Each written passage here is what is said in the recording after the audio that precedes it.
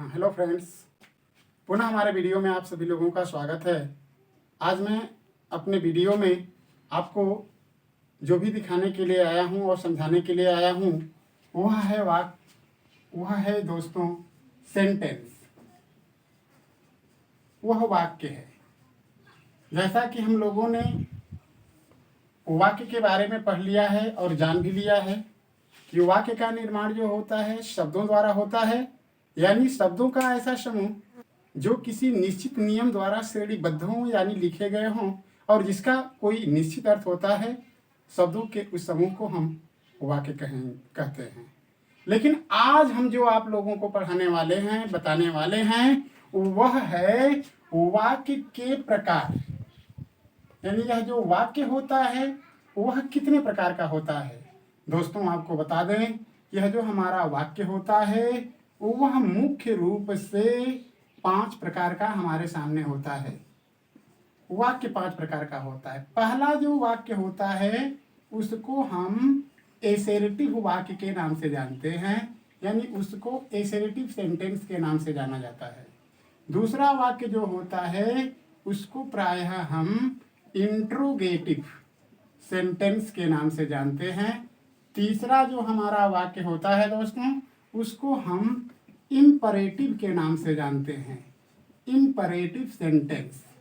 और जो हमारा चौथा वाक्य होता है उस वाक्य को हम एक्सक्लेमेटरी सेंटेंस के नाम से जानते हैं। और पांचवा जो हमारा वाक्य होता है उसको हम ऑप्टेटिव वाक्य के नाम से जानते हैं, यानी ऑप्टेटिव सेंटेंस उसको बोलते हैं। यानी दोस्तों यही जो हमारे 5 हैं, यह किसी भी यानी वाक्य के 5 प्रकार हैं। अब वाक्य के इस 5 प्रकारों का हम लोग बारी बारी से अध्ययन करेंगे। इनकी विशेषताओं के बारे में, इनके गुणों के बारे में हम सब लोग पढ़ेंगे। लेकिन दोस्तों एक बात आपको ख्याल रखनी है कि जैसे ही सेंटेंस की बात आपके दिमाग में आती है कुछ पॉइंट हमारे दिमाग में ऑलरेडी बन जाना चाहिए। पहली बात कि इन 5 वाक्यों में से किसी भी अगर वाक्य को अगर आप लिखेंगे तो उस वाक्य का जो पहला शब्द होना चाहिए उस पहले शब्द का पहला जो अक्षर होना चाहिए दोस्तों वह कैपिटल लेटर में होना चाहिए। यानी ये बात हमको सदैव याद रखनी है कि इन 5 में से हम किसी भी प्रकार के वाक्य को लिखें तो उस वाक्य के पहले शब्द का पहला अक्षर कैपिटल लेटर होना चाहिए। दूसरी बात हमें याद रखनी होती है कि यह जो 5 प्रकार के वाक्य होते हैं इन 5 प्रकार के वाक्यों के अंत में किस तरह का चिन्ह होता है। तो सबसे पहले आपको ये बता दें कि यह जो हमारा एसेरेटिव सेंटेंस होता है उस सेंटेंस के अंत में प्रायः फुल स्टॉप का चिन्ह बना होता है। यानी किसी भी एसेरेटिव सेंटेंस को लिखने के बाद हमें उसके अंत में इस फुल स्टॉप का प्रयोग करना पड़ता है। दूसरा जो वाक्य हमारा है दोस्तों जिसको हम इंट्रोगेटिव सेंटेंस बोलते हैं, इस वाक्य को लिखने के बाद इसके अंत में हमें प्रश्न सूचक का चिन्ह लगाना होता है।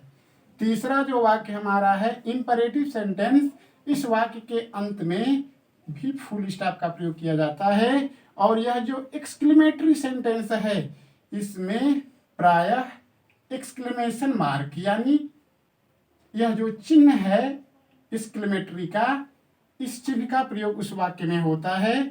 और ऑप्टेटिव सेंटेंस होता है इस वाक्य के अंत में भी प्रायः एक्सक्लेमेटरी का चिन्ह होता है।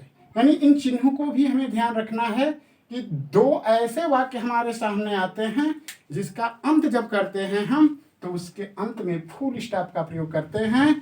और प्रश्नवाचक वाक्य जो होता है उसके अंत में प्रश्नसूचक का चिन्ह लगाते हैं। और ये जो 2 वाक्य हमारे सामने हैं एक्सक्लेमेटरी और एसेरेटिव सेंटेंस, इस वाक्य के अंत में हमें संबोधन का चिन्ह प्रयोग करना होता है। इतना के बाद दोस्तों हम पुनः अपनी वीडियो को आपको आगे बढ़ाते हैं और अपनी वीडियो में इन 5 प्रकार के वाक्यों के बारे में आप लोगों को क्रमशः या बारी बारी करके समझाते हैं और बतलाते हैं। तो लीजिए हम वाक्य के प्रकार में से यानी वाक्य कितने प्रकार का होता है उसके प्रकार में से पहला पॉइंट उठाए हैं, जिसका नाम है दोस्तों assertive sentence.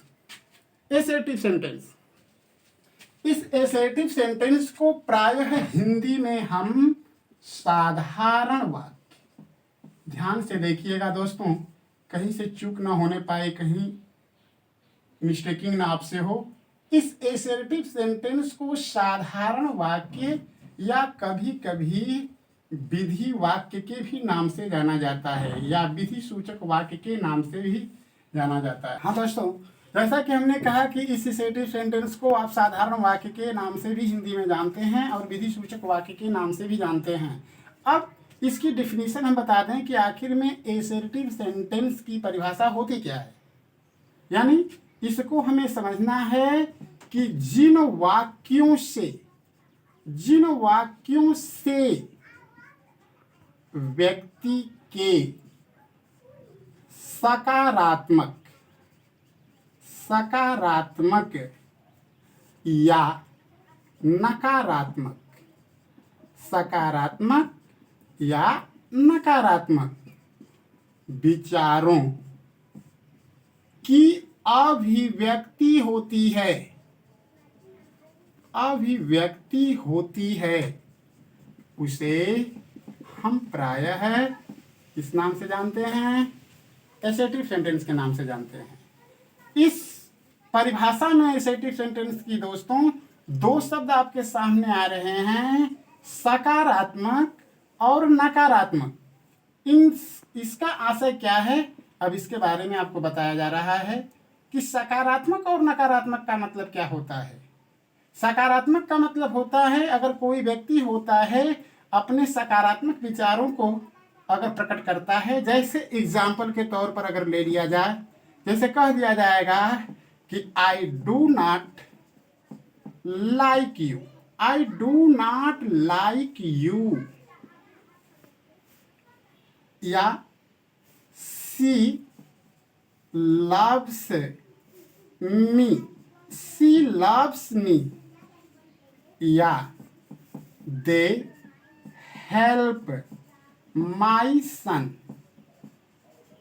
they help my son। ये मैं आपके सामने 3 वाक्य लिखा हूं दोस्तों। यह तीनों वाक्य एसर्टिव सेंटेंस के अंतर्गत हैं, लेकिन जिस वाक्य में नॉट शब्द लिखा गया है वह वाक्य एसर्टिव के होने के साथ साथ इसको नकारात्मक कहेंगे, और जिस वाक्य में नॉट शब्द नहीं दिखेगा उस वाक्य को दोस्तों हम सकारात्मक वाक्य के नाम से जानते हैं। वह वाक्य हमारा सकारात्मक होगा। यानी आपको ध्यान देना है कि वाक्य चाहे हमारा निगेटिव हो, चाहे वाक्य हमारा अफर्मेटिव हो, उन दोनों वाक्यों को एसर्टिव वाक्य के नाम से ही जानते हैं। यानी हमको सबसे पहले ये दिमाग में रखना है कि एसर्टिव जो सेंटेंस होता है, इस एसर्टिव सेंटेंस के 2 पार्ट होते हैं। एक को हम सकारात्मक वाक्य के नाम से जानते हैं, यानी सकारात्मक, और दूसरे को नकारात्मक वाक्य के नाम से जानते हैं। इसको अंग्रेजी में अगर आप जानना चाहें तो सकारात्मक वाक्य को प्रायः अफर्मेटिव सेंटेंस कहते हैं, और नकारात्मक जो वाक्य होता है उस वाक्य को निगेटिव सेंटेंस कहते हैं। ये था दोस्तों वाक्य के पहले प्रकार के बारे में, जिसका नाम था एसर्टिव सेंटेंस। अब वाक्य का हम दूसरा रूप लेते हैं, यानी दूसरे प्रकार के वाक्य की अगर हम चर्चा करें तो वह वाक्य इंट्रोगेटिव आता है, जैसा कि मैंने आपको पहले ही बता चुका हूं। ये दूसरा जो सेंटेंस का पार्ट है, यानी दूसरे प्रकार का जो वाक्य है, उसको प्रायः हम इंट्रोगेटिव सेंटेंस, जिसकी हिंदी होती है दोस्तों प्रश्नवाचक वाक्य, प्रश्नवाचक वाक्य, प्रश्नवाचक वाक्य। यानी इसके नाम से ही इसकी परिभाषा है कि जिस वाक्य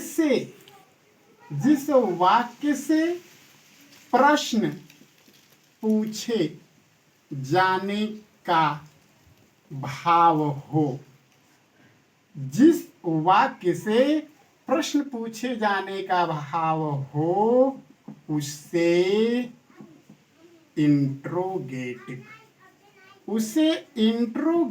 सेंटेंस के नाम से जानते हैं।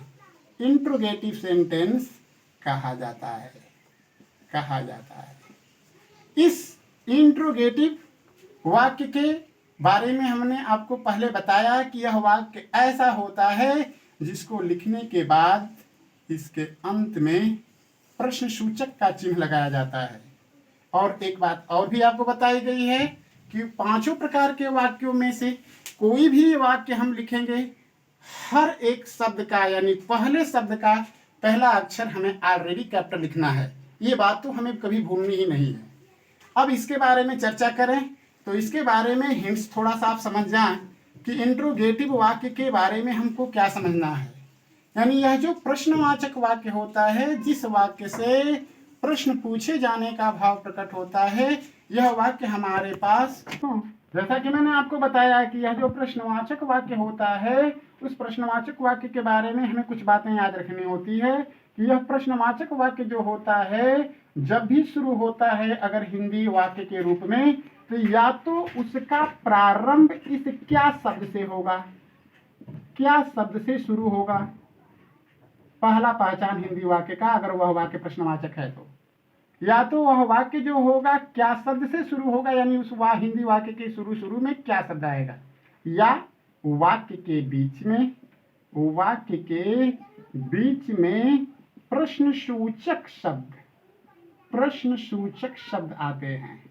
और प्रश्नसूचक शब्दों के बारे में आपको पता है, जैसा कि आप सभी लोग जानते हैं कि यह क्या भी एक प्रश्नसूचक शब्द ही है, लेकिन वाक्य में क्या शुरू में जब आता है तो उसका ट्रांसलेट करते समय हम कुछ दूसरा नियम लगाते हैं। और वाक्य के बीच में अगर प्रश्नसूचक शब्द आते हैं, और प्रश्नसूचक शब्दों के बारे में आपको पता है, जैसे प्रश्नसूचक शब्द हमारा है क्या, क्यों, कब, कहाँ, कैसे, किसे, किसको, क्यों, यानी इसी तरह से तमाम ऐसे प्रश्नसूचक शब्द हैं जो वाक्य के बीच में आते हैं। तो हमें इस इंट्रोगेटिव सेंटेंस के बारे में यह बात याद रखनी है कि प्रश्नवाचक वाक्य जो होता है उसका अनुवाद जब हिंदी में रहता है तो उसके आगे क्या लिखा होता है, या तो वाक्य के बीच में प्रश्नसूचक शब्द आते हैं। लेकिन दोस्तों इसको अंग्रेजी में थोड़ा समझ लें आप। जैसे अगर कह दूं हम प्रश्नवाचक वाक्य के उदाहरण में, जैसे पहला वाक्य अगर मैं आपको लिख दूं कि डू यू टीच देम, तो यह भी वाक्य प्रश्नवाचक है। अगर दोस्तों इस वाक्य को लिखते समय कहीं आपने इस डू को स्मॉल से लिखना शुरू कर दिया, यानी इस डू का डी जैसे ही आप स्मॉल से लिखेंगे, आपके पूरे शब्द सही होने के बावजूद भी आपका यह वाक्य गलत माना जाएगा। इसलिए गलत माना जाएगा क्योंकि मैंने आपको पहले ही बता चुका हूं कि किसी भी तरह का वाक्य होता है, उस वाक्य का जो पहला शब्द होता है, उस पहले शब्द की जो अंग्रेजी होती है या मीनिंग्स होती है, उसके पहले अक्षर को हमें कैपिटल से लिखना होता है। यानी हमको ऐसी गलतियां कभी नहीं करना है। दूसरा, अगर मैं कह दूं कि हुवेयर डज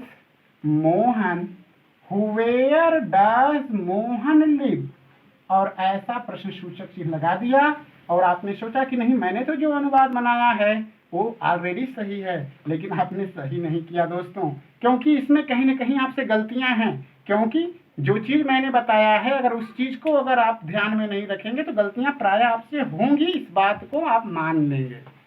जैसे इस वाक्य में अगर गलती हम ढूंढते हैं तो पहली गलती आपने किया यहाँ पे कि यह जो हुवेयर यानी जो यह प्रश्नसूचक शब्द आपने लिखा है, इसका जो यह डाब्लू था, उस डाब्लू को आपने डाब्लू को स्मॉल से लिखा था, और ये डज सही है।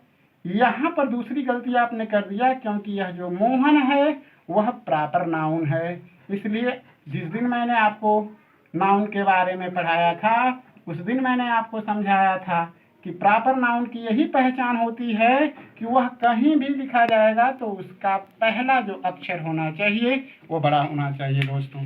अब हम आगे की स्टेप में दोस्तों बढ़ते हैं। अब सेंटेंस के हम तीसरे प्रकार के वाक्य के बारे में पढ़ने जा रहे हैं कि हमारे सामने तीसरे प्रकार का वाक्य जो होता है वह कैसा वाक्य होता है जो आपके लिए एक खास वाक्य बनकर रह जाएगा। इसलिए इस वाक्य में आपको थोड़ी और सावधानी बरतनी होगी। देखिए, ये जो हमने तीसरा वाक्य आपके सामने लिया, उस वाक्य का नाम है दोस्तों इम्परेटिव। इम्परेटिव सेंटेंस, जिसकी हिंदी होती है आज्ञार्थक वाक्य। यह ऐसा वाक्य होता है दोस्तों जिसमें कभी भी वाक्य में आपको कर्ता नहीं दिखाई देगा, क्योंकि यह ऐसा वाक्य है जो विदाउट कर्ता होता है। लेकिन ऐसा कहना उचित नहीं है, क्योंकि कोई भी वर्ब जो होती है बिना डूअर के संभव नहीं होती है। इसलिए आपको इस इंपरेटिव सेंटेंस के बारे में ये ध्यान देना है कि इस वाक्य में कर्ता लिखा नहीं जाता है, कर्ता छुपा होता है और इस वाक्य का मात्र एक ही कर्ता होता है दोस्तों, और वह होता है यू। इस बात को हमें अपने दिमाग में रखना है कि यह इंपरेटिव सेंटेंस जो होता है उस वाक्य का हमेशा सब्जेक्ट यू ही माना जाता है, लेकिन अनुवाद के दौरान इस वाक्य में इस चीज को लिखा नहीं गया होता है। आइए देखते हैं, यह जो इंपरेटिव सेंटेंस होता है यानी आज्ञार्थक वाक्य होता है, उससे निम्न बातें प्रकट होती हैं। ध्यान से देखना है। पहला पॉइंट इससे जो प्रकट होता है वह आदेश होता है, जिसको अंग्रेजी में आप आर्डर के नाम से जानते हैं, ORDER। दूसरा वाक्य जो है, दूसरा जो भाव है वह है सलाह, जो इंपरेटिव सेंटेंस से प्रकट किया जाता है, जिसको हम अंग्रेजी में एडवाइस के नाम से जानते हैं। और तीसरा जो है उसको हम प्रार्थना के नाम से जानते हैं, यानी प्रार्थना का भाव प्रकट किया जा सकता है, जिसको अंग्रेजी में हम रिक्वेस्ट बोलते हैं। और चौथी जो चीज होती है दोस्तों उसको हम सुझाव बोलते हैं, जिसको अंग्रेजी में सजेशन के नाम से जाना जाता है। यानी कहने का आशा यह है मेरे दोस्तों कि यह जो इंपरेटिव सेंटेंस होता है उनसे ये चार बातें प्रकट की जा सकती हैं। यानी परिभाषा के रूप में अगर ये बोलें, अगर कोई आपसे ये पूछे कि आज्ञार्थक वाक्य क्या होता है, तो वह वाक्य जिस वाक्य से आदेश, सलाह, प्रार्थना और सुझाव इन भावों को प्रकट किया जाता है, उस वाक्य को प्रायः हम इंपरेटिव सेंटेंस के नाम से जानते हैं। अब इन पांचों यानी इन चारों बातों को हम एक एक करके समझेंगे कि क्या होता है, इसका अनुवाद कैसे बनाया जाता है। तो सबसे पहले मैं आपके सामने इसको टिप्स के माध्यम से पूरा इसका रूल्स लिख देता हूँ अनुवाद बनाने का। पहला है कि अगर वाक्य से अगर आपको आदेश का भाव प्रकट हो तो इसका अनुवाद बनाने का रूल्स होता है दोस्तों कि सबसे पहले आपको वर्ब लिखनी है और वर्ब की फर्स्ट फॉर्म लिखनी है और उसके बाद आपको ऑब्जेक्ट लिखना है। ये रूल्स हुआ आदेश वाले वाक्य में। दूसरा भाव जो था जिसको हमने लिखा था सलाह, अगर वाक्य से सलाह का भाव अगर होता है तो उसका ट्रांसलेट करते समय सबसे पहले हमें डू नॉट लिखना है, वर्ब की फर्स्ट फॉर्म लिखनी है और ऑब्जेक्ट लिखना है और अंत में फुल स्टॉप लगा देना है। यह रूल्स जो है सलाह वाले वाक्य का अनुवाद बनाने के लिए। कभी कभी इस सलाह वाले वाक्य का अनुवाद इस नियम से भी बनता है, यानी कभी कभी नेवर भी लिखा जाता है, ह्यूमन लिखा जाता है और ऑब्जेक्ट लिखा जाता है, अंत में फुल स्टॉप लगा करके वाक्य का अनुवाद बनता है। तीसरा जो भाव होता है दोस्तों, जिसको मैंने आपसे बताया कि इंपरेटिव सेंटेंस जो होता है वह प्रार्थना का भी भाव देता है। अगर वाक्य से समझें कि वाक्य में प्रार्थना का भाव है तो उस वाक्य का अनुवाद बनाने के लिए सबसे पहले आपको प्लीज शब्द लगा देना है, वर्ब का फर्स्ट फॉर्म लिखना है और ऑब्जेक्ट लिख करके अंत में फुल स्टॉप लगा करके वाक्य का ट्रांसलेट कर देना है। इसमें भी कुछ और खास नियम होता है जहाँ पर हाँ दोस्तों, जैसा कि मैंने आपको बताया कि अगर वाक्य इंपरेटिव होगा लेकिन अगर उस वाक्य से प्रार्थना का भाव प्रकट अगर हो रहा होगा तो आपको इस नियम के तहत उस हिंदी वाक्य का ट्रांसलेट कर देना होता है। लेकिन कुछ वाक्य ऐसे होते हैं जिससे प्रार्थना का भाव प्रकट होता है, लेकिन इस नियम का हम फॉलो नहीं कर पाते हैं। उस कंडीशन में हमें इस नियम का प्रयोग करना होता है, लेट प्लस इनडायरेक्ट ऑब्जेक्ट, उसके बाद वर्ब की फर्स्ट फॉर्म और उसके बाद दोस्तों हमें डायरेक्ट ऑब्जेक्ट लिखना होता है। ये है दोनों जो हैं वो प्रार्थना वाले वाक्य के नियम हैं। और तीसरा के बाद चौथा जो है, जिसको हम लोगों ने सुझाव का अर्थ बताया था आपको कि इंपरेटिव सेंटेंस ऐसा होता है जिस वाक्य से सुझाव का भी भाव प्रकट होता है। अगर वाक्य से सुझाव का भाव प्रकट हो तो आपको अनुवाद बनाते समय सबसे पहले आपको लेटेस्ट लिखना है, वर्ब का फर्स्ट फॉर्म लिखना है दोस्तों, और उसके बाद ऑब्जेक्ट लिखना है, फुल स्टॉप लगा देना है। इस तरह से यह नियम आपको सुझाव वाले वाक्य के अनुवाद बनाने में उपयोगी होगा। लेकिन सबसे इम्पोर्टेंट बात दोस्तों ये होती है कि मैंने कहा कि यह इंपरेटिव सेंटेंस से ये 4 बातें प्रकट होती हैं, लेकिन सबसे संभावना ये होती है, सबसे बड़ी मुश्किल हमारे सामने ये आती है कि हम कैसे समझेंगे कि जो दिया गया वाक्य है उस वाक्य से इन चारों में से किसका भाव प्रकट हो रहा है। तो उसको मैं आपको हिंट रूप में बता दे रहा हूँ। ऐसी नहीं बात है कि वाक्य जो लिखा रहेगा तो वहाँ पर कुछ आपको इंडिकेटर जलेगा कि नहीं भैया मैं सलाह वाला हूँ, मुझे सलाह वाले नियम से बनाइए, ऐसी कोई बात नहीं होगी। लेकिन मैं आपको कुछ ऐसी चीज़ें बता दे रहा हूँ कि अगर वो चीज़ उस वाक्य में दिखाई दे तो मान लेना है कि वह वाक्य इंपरेटिव है। लेकिन इन चारों में से क्या है उसको आपको बतला देते हैं। अगर वाक्य में इंपरेटिव सेंटेंस अगर होगा और वाक्य से सलाह का भाव प्रकट होगा तो आपको समझ लेना है कि वो जो हिंदी का वाक्य होगा उस हिंदी वाले वाक्य में यह सब जरूर आएगा। मत, अगर यह मत नहीं आया तो अगर इस नियम से बनने वाला अगर वह वाक्य होता है तो उस वाक्य में कभी नहीं शब्द आएगा। ये पहचान है सलाह की। फिर पहुंचते हैं प्रार्थना पर। हिंदी का जो वाक्य आपके सामने दिया रहेगा, अगर उस हिंदी वाले वाक्य के अंदर या आगे या पीछे कहीं भी, यानी उस वाक्य के अंदर कहीं भी अगर यह शब्द अगर आपको दिखाई दे कृपया, तो आपको समझ लेना है कि उस वाक्य से प्रार्थना का भाव प्रकट है। और सुझाव, यह जो वाक्य हमारा होता है अगर वह वाक्य इंपरेटिव है, अगर सुझाव का भाव प्रकट हो रहा है तो आपको समझ लेना है कि वह वाक्य जो होगा वह आओ या चलो, ये इन दोनों शब्दों में से कोई एक शब्द उस वाक्य हिंदी वाले वाक्य में होगा, यानी आओ या चलो। इस बात को हमें ध्यान देना है। अगर इनमें से कोई चीज अगर आपको उस वाक्य में नहीं दिखाई दे रहा है लेकिन वह वाक्य अगर इंपरेटिव है तो आपको ये समझ लेना है कि वह वाक्य इंपरेटिव का किस तरह का भाव दे रहा है, आदेश का। इसलिए आदेश के नियम का पालन करते हुए हम उस हिंदी वाक्य का अनुवाद बना लेते हैं। अब इसको हम थोड़ा सा आपको एग्जाम्पल 2-4 दे देते हैं ताकि जो चीज़ मैंने बताया क्या वो चीज़ सही है या गलत है, उस चीज़ को आपको समझाने जा रहे हैं। जैसे 2-2 एग्जाम्पल आप लोगों को दे देते हैं ताकि बात आपको समझ में आए। सबसे पहले मैं आपको देने जा रहा हूँ आदेश। जैसा कि आपको हमने रूल्स लिखा था कि ऐसे वाक्य का अनुवाद बनाने के लिए वर्ब का फर्स्ट फॉर्म और ऑब्जेक्ट लिखते हैं। इस नियम के तहत उस वाक्य का अनुवाद बन जाता है। जैसे अगर मैं आपके सामने एग्जाम्पल लेता हूँ, जैसे अगर मैं कह दूँ कि खड़ा हो जाओ, खड़ा हो जाओ, तो इसका जब अनुवाद आप बनाएंगे तो यह किसी ने किसी को आदेश दिया, इस वाक्य से शो हो रहा है ऐसा, इसलिए इसका अनुवाद जब हम बनाएंगे तो इसका अनुवाद हो जाएगा स्टैंडर्ड।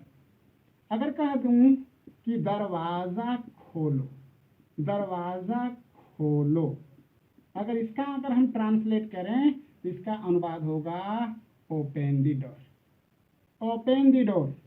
देखिए एक बात और आपके सामने आ गई दोस्तों जो बताने लायक है। मैंने कहा था ना आपसे कि इस इंपरेटिव सेंटेंस का जो वाक्य होता है उस वाक्य में कोई कर्ता नहीं होता है, लेकिन कर्ता होता नहीं है ऐसा मानना गलत है। मैंने कहा कि उस वाक्य में कर्ता को दिखाया नहीं जाता है और उस वाक्य में कर्ता बस केवल एक ही शब्द माना जाता है और वह यू है। इसको समझिए जरा। जैसे मैंने वाक्य लिखा है खड़ा हो जाओ, किसी ने किसी से कहा ये करने के लिए खड़ा हो जाओ, यानी कोई खड़ा हुआ। जब कोई खड़ा हुआ तो यानी जो खड़ा होने की वर्ब है वह विदाउट डूअर नहीं होगी। इसी तरह से यहाँ पर दूसरा वाक्य लिखा गया है दरवाजा खोलो, जिसका अनुवाद हमने बनाया है ओपन द डोर। अगर मैंने कह दिया कि दरवाजा खोलो तो मेरे कहने से दरवाजा नहीं खुलेगा, यानी किसी ने उस दरवाजे को खोलने का काम किया है, क्योंकि यह खोलने का काम विदाउट डूअर नहीं हो सकता। यानी कहने से केवल मात्र दरवाजा खुलेगा नहीं। यानी अगर नियम से अगर हम देखें दोस्तों, तो अगर इसके आगे अगर हम इस तरीके से भी अगर लिख दें कि तुम खड़ा हो जाओ, तुम दरवाजा खोलो, तो ऐसा कहना गलत नहीं है, लेकिन ऐसा लिखा नहीं जाता है। इसलिए हमेशा हमने आपको बताया है कि इस यू को हमेशा सीक्रेट रखते हैं अनुवाद के दौरान। इसी तरह से तमाम आदेश के वाक्य हैं। जैसे कह दिया जाएगा अपना पाठ याद करो, अपना पाठ याद करो। इसका ट्रांसलेट अगर हम देते हैं आपको, इसका ट्रांसलेट हो जाएगा learn your lesson, learn your lesson. अब यहाँ पे जरा देखें दोस्तों, योर लिख दिया मैं, क्योंकि यह जो अपना की अंग्रेजी होती है वो हर प्रोनाउन की अपनी की अंग्रेजी अलग अलग होती है। जैसे आई जो होता है इसकी अपना की अंग्रेजी माई होती है, वी होता है अपना की अंग्रेजी अवर होती है, यू होता है अपना की अंग्रेजी योर होती है, ही होता है अपना की अंग्रेजी हिज होती है, सी होता है और अपना की अंग्रेजी हर होता है, दे होता है अपना की अंग्रेजी दियर होती है। लेकिन मैंने यहाँ पर अपना की अंग्रेजी योर ही क्यों लिखा, क्यों नहीं हिज लिख दिया, क्यों नहीं दियर लिख दिया, क्यों नहीं अवर लिख दिया, क्यों नहीं हर लिख दिया? इसका रीजन यही, इस पॉइंट पे ध्यान दें, क्योंकि मैंने कहा है कि इंपरेटिव सेंटेंस का कर्ता जो होता है प्रायः यू माना जाता है। इसलिए इस योर के और इस यू के अनुसार ही मैंने अपना की अंग्रेजी जो है योर लिखा, लेकिन यहाँ पे यू को लिखा नहीं गया। फिर भी हमें समझना है कि इस अपना का सेंस किस शब्द से है, यू से है। इसलिए ट्रांसलेट के दौरान वहां पर हमने अपना की अंग्रेजी योर लिखा है। तो ये रहा दोस्तों आपके आदेश का भाव वाले वाक्य, यानी तमाम तरह के वाक्य आपके सामने आएंगे, लेकिन इसी नियम का हमें पालन करना है। दूसरा पे आते हैं, जिसका भाव था दोस्तों सलाह। हमने कहा कि इस वाक्य की पहचान होती है कि उस वाक्य में या तो मत आएगा या तो कभी नहीं आएगा, इन दोनों में से कोई आ सकता है। इसका रूल्स बनाने के लिए अनुवाद आपको दो ठो बताया गया कि डू नॉट लगाते हैं, वर्ब का फर्स्ट फॉर्म लिखते हैं, ऑब्जेक्ट लिखते हैं, या कभी कभी नेवर लिखते हैं, नेवर लिखते हैं, वर्ब का फर्स्ट फॉर्म लिखते हैं, ऑब्जेक्ट लिखते हैं, अंत में फुल स्टॉप लगा देते हैं। इसका एग्जांपल दे, जैसे अगर मैं कह दूं मत हंसो, मत हंसो, मत हंसो, तो इसका मतलब अनुवाद बनाए तो जो ही मत आ गया हमें समझ लेना है कि वाक्य इंपरेटिव है, लेकिन किसका भाव दे रहा है, सलाह का भाव दे रहा है। क्यों दे रहा है? क्योंकि वाक्य में मत आया है। अनुवाद बनाएंगे तो तुरंत लिख देंगे मत की अंग्रेजी डू नॉट, और हंसना की अंग्रेजी हो जाएगा लाफ, डू नॉट लाफ।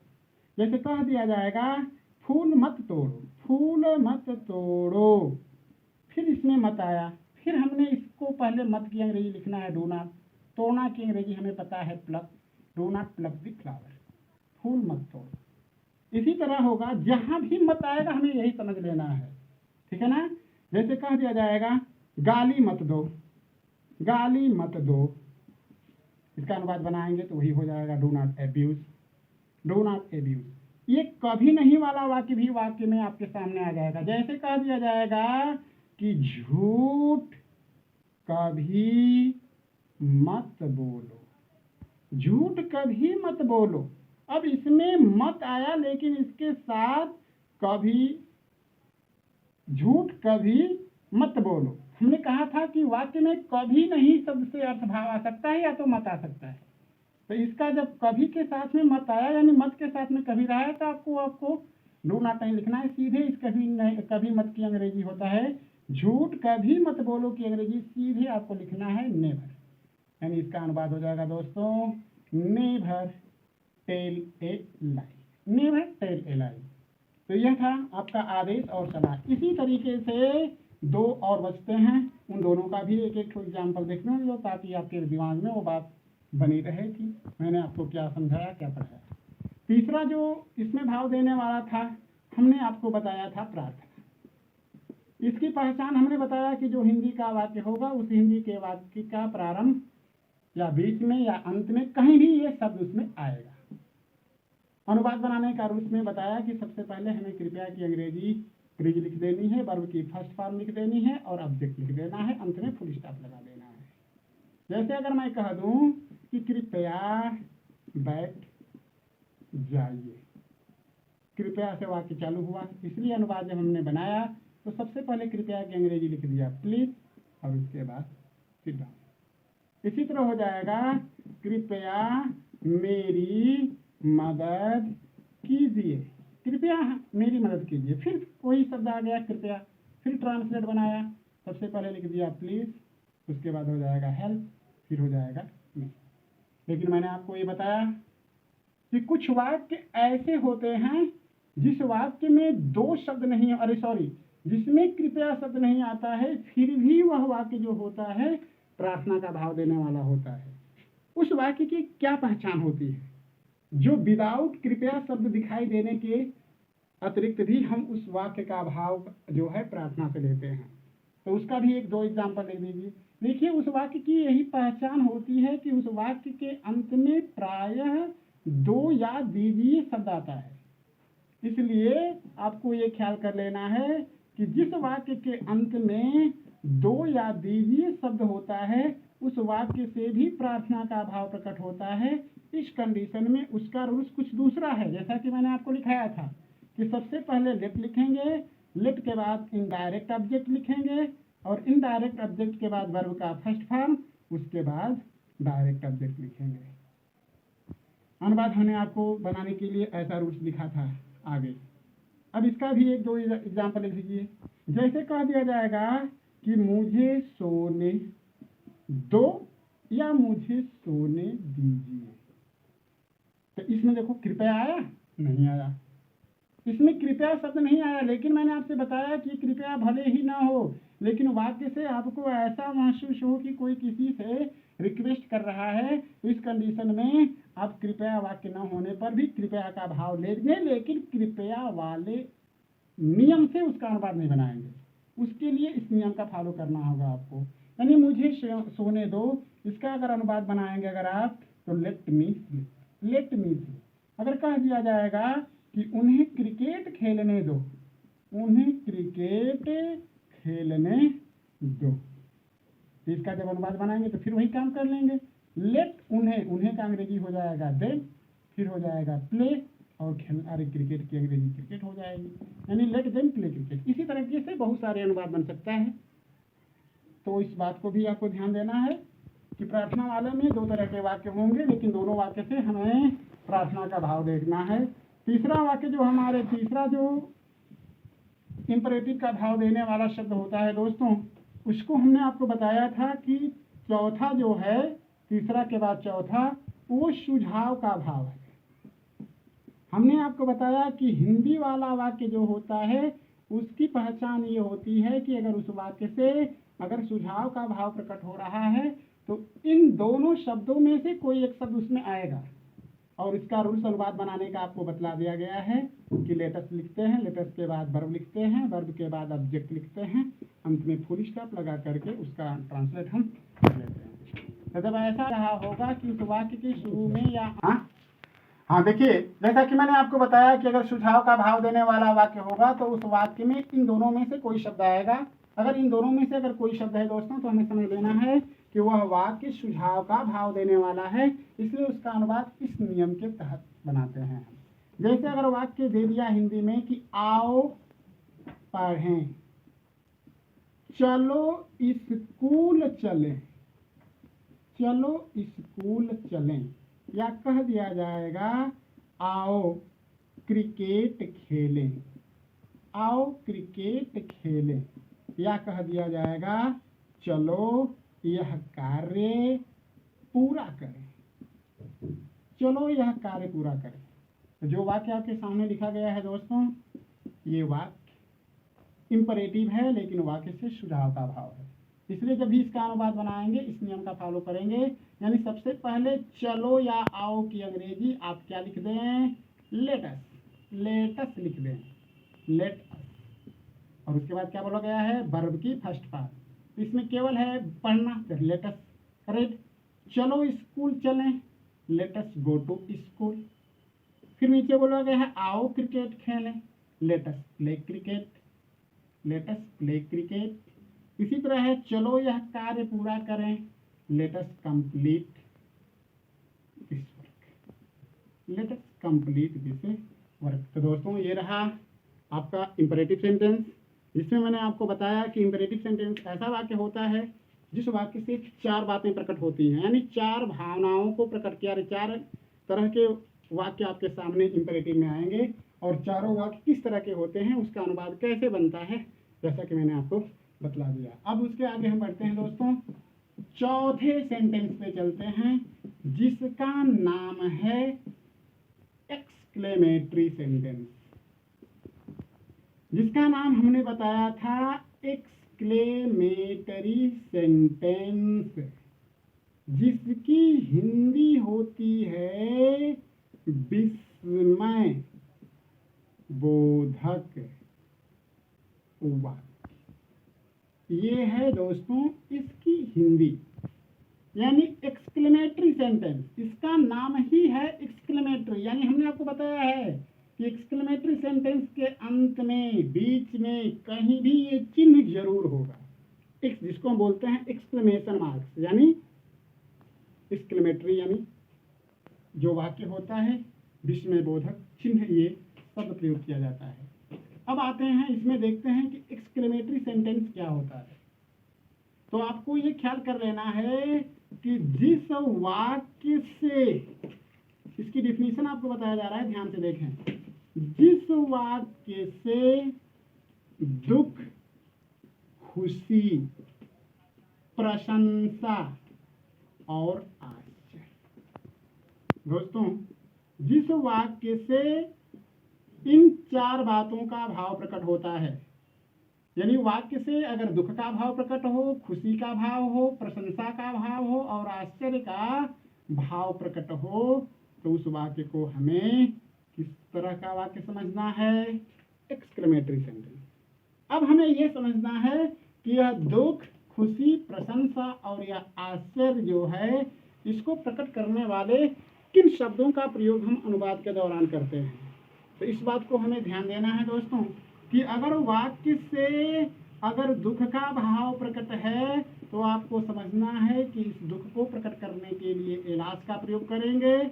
अगर खुशी शब्द का भाव है, अरे खुशी का भाव दिख रहा है, तो हुर्राह शब्द का प्रयोग करेंगे। अगर वाक्य से प्रशंसा शब्द का भाव प्रकार प्रशंसा का भाव दिख रहा है, तो उस वाक्य का अनुवाद करते समय ब्रेवो शब्द लगाएंगे। और अगर वाक्य से दोस्तों अगर आश्चर्य का भाव प्रकट होता है, तो उस स्थिति में हम हाउ या वाट शब्द का प्रयोग करते हैं। अब जरा दोस्तों इन शब्दों पे विचार करें हम कि एलास से दुख का भाव, हुर्राह जो है खुशी का भाव, ब्रेवो जो है प्रशंसा का भाव, हुआट और हाउ जो है आश्चर्य का भाव। लेकिन आप सभी लोगों से हम ये प्रश्न करना चाहते हैं कि आपके मन में यह जो भाव है आश्चर्य का, वो किस समय और कब उत्पन्न होता है। आप लोग जरा विचार करें, अपने मन में सोचें कि हमारे मन में यह भाव कब आता है। तो दोस्तों हमारे मन में यह आश्चर्य का भाव उस समय आता है जब हम किसी वस्तु को या किसी व्यक्ति को, किसी वस्तु को या किसी व्यक्ति को उसकी वास्तविकता से अधिक या कम, यानी वह वस्तु जिस कंडीशन में, यानी उसका जो वास्तविक रूप होता है, आकार होता है, अगर वह अपने वास्तविक आकार से तनिक भी भिन्न या अलग दिखाई देती है, तो उस चीज को देख करके हमें आश्चर्य का भाव प्रकट होता है, या उस चीज को देखकर हमारे मन में आश्चर्य का भाव प्रकट होता है जैसे कि हमने पहले कभी वैसी चीजों को देखा नहीं होता है। तो इस आश्चर्य का भाव को समझने के लिए आपको ये समझना जरूरी है कि किसी भी वस्तु व्यक्ति को, अगर एक एग्जाम्पल के तौर पर समझते हैं, जैसे आप कहीं रोड पे जा रहे होते हैं, जाते समय उस रोड पर अचानक आपको एक बहुत मोटा सा आदमी दिखाई दे देता है, और वह जो इतना मोटा है कि एक व्यक्ति के मोटापे, मतलब कि मोटापे से कई गुना मोटा है। जैसे ही व्यक्ति को आप देखते हैं, आपके मुंह से यानी आपके मन में यह विचार आ जाता है और आप कह लेते हैं, अपने मन में सोच लेते हैं कि देखिए आदमी कितना मोटा है। आप इस शब्द का प्रयोग करते हैं दोस्तों, कितना, कि आदमी कितना मोटा है। लेकिन सोचिए, यह जो कितना शब्द है यह एक प्रश्न सूचक शब्द है, लेकिन उस जगह पर आपने किसी से प्रश्न नहीं किया। इस शब्द का प्रयोग आपने उस व्यक्ति की वास्तविकता से उसको अधिक या कम देख करके किया। यानी यह जो कितना शब्द है किसी से प्रश्न पूछने के लिए नहीं, बल्कि आपके मन में उठे हुए आश्चर्य के भाव को प्रकट करता है। इसलिए आपको ये समझ लेना है कि यह जो हमारा एक्सक्लेमेटरी सेंटेंस होता है, इन चार चीज़ों को प्रकट करता है। अगर इन चार चीज़ों को अगर एग्जाम्पल के तौर पर देखें तो एक एक एग्जाम्पल इन चारों का देख लें। जैसे अगर मैं कह दूं दुख है, अगर कह दूं दुख है, उसके पिताजी मर गए। देखिए दोस्तों, तो आपको हिंदी वाले वाक्य में ऐसा लिखा रहेगा। अगर इस तरह से लिखा है तो तुरंत इस दुख है की अंग्रेजी आप एलास लिखें, संबोधन का चिन्ह लगाएं। उसके पिताजी मर गए तो इसका अनुवाद बनाएंगे, ये हो जाएगा हिज फादर डाइड।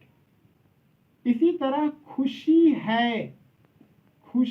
है, भारत मैच जीत गया। ज्यों ही खुशी है शब्द आया, आपको बताया गया है कि खुशी का भाव देने वाला शब्द जो होता है वह शब्द है हुर्रा। इसलिए खुशी है कि अंग्रेजी हम हुर्रा लिख करके संबोधन का चिन्ह लगा देंगे और उसके बाद लिखेंगे इंडिया वन डे मैच।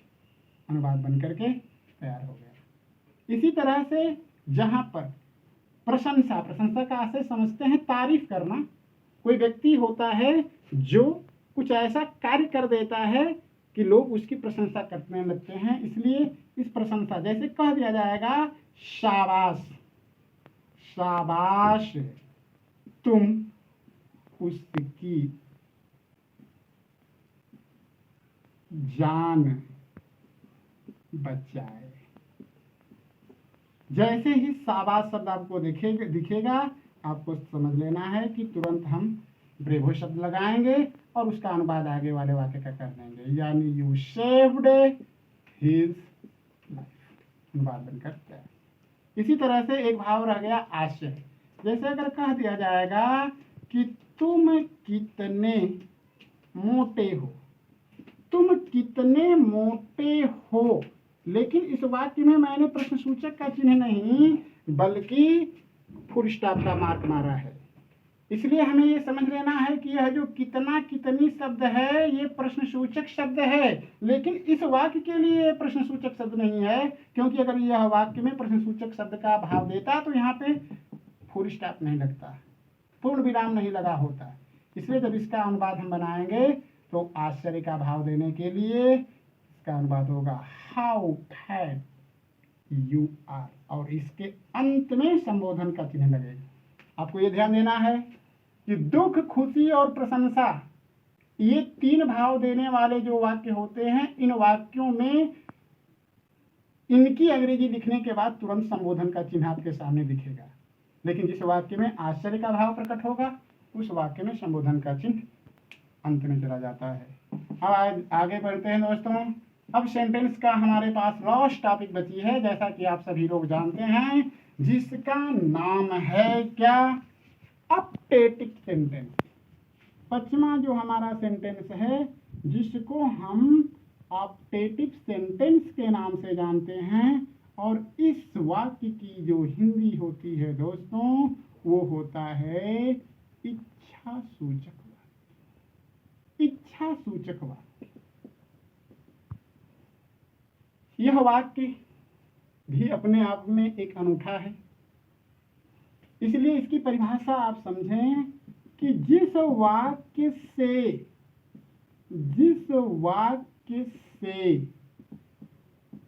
शुभ कामना, ईश्वर से प्रार्थना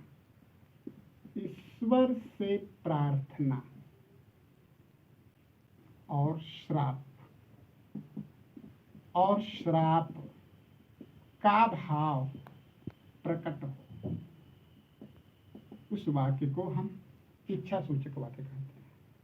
यानी 3 चीजें, शुभ कामना, ईश्वर से प्रार्थना, और तीसरी बात है श्राप। श्राप का अर्थ आपको समझना है, जब किसी व्यक्ति को आप कोसते हैं, किसी व्यक्ति के प्रति जो है उसे श्रापित करते हैं, किसी को कोसते हैं, इस तरीके से यह जो हमारा ऑप्टेटिव सेंटेंस है यह 3 बातें प्रकट करता है। लेकिन हमको ये ध्यान देना है कि यह ऑप्टेटिव सेंटेंस ऐसा सेंटेंस होता है दोस्तों जिसका प्रारंभ हिंट के रूप में समझ लीजिएगा, और एकदम जरूर समझ लीजिएगा कि यह इन ऑप्टेटिव सेंटेंस ऐसा सेंटेंस होता है जिसका प्रारंभ अक्सर प्रायः में शब्द से होता है।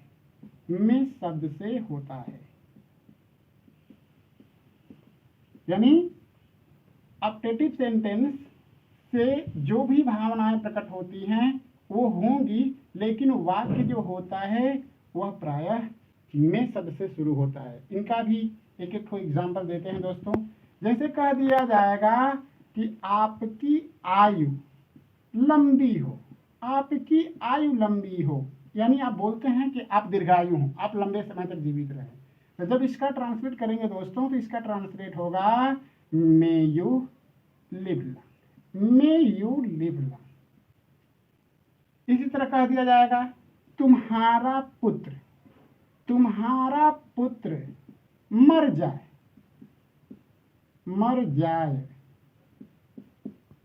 यहां पर तो शुभ कामना आपने किया, शुभ कामना का भाव था, लेकिन यहां पर आप बोल रहे हैं कि तुम्हारा पुत्र मर जाए, यानी आप किसी को श्रापित कर रहे हैं, किसी के प्रति शुभकामना प्रकट नहीं कर रहे हैं। लेकिन अनुवाद बनेगा तो उसका प्रारंभ भी मे शब्द से होगा, यानी मे योर सन, और मरना की अंग्रेजी दोस्तों डाई। और इस बात को हमें ख्याल कर लेना है कि जिस वाक्य में ईश्वर से प्रार्थना का भाव दिखेगा तो उसमें कन्फर्म है कि ईश्वर शब्द रहेगा हिंदी वाले वाक्य में। जैसे कह दिया जाएगा कि ईश्वर तुम्हारा भला करें, ईश्वर तुम्हारा भला करें। तो जब इसका अनुवाद आप बनाएंगे तो इसका अनुवाद होगा मे गॉड ब्लेस यू, और अंत में एक्सक्लेमेशन मार्क। तो ये रहा दोस्तों आपका ऑप्टेटिव सेंटेंस। मैंने आज अपने वीडियो में आप सभी लोगों को सेंटेंस के बारे में पढ़ाया कि सेंटेंस कई प्रकार का होता है, उसके कितने प्रकार होते हैं, और हर एक प्रकार के रूल्स को बताया, अनुवाद बनाने के लिए बताया।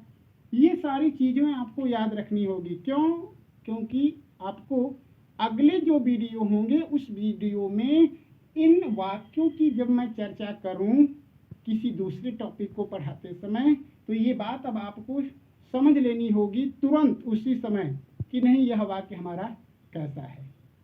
अगर इस बात को अगर आप नहीं पहचान पाएंगे तो आपको अगले वीडियो में थोड़ी कठिनाई होगी। इसलिए आपको मैं यही सुझाव देना चाहता हूं कि जो भी आज मैं आपको अपनी वीडियो में सेंटेंस के बारे में पढ़ाया उस सेंटेंस को आपको भली भांति याद कर लेना होगा, पढ़ लेना होगा, ताकि आगे वाले वीडियो में इस सेंटेंस का बेनिफिट आपको मिल सके।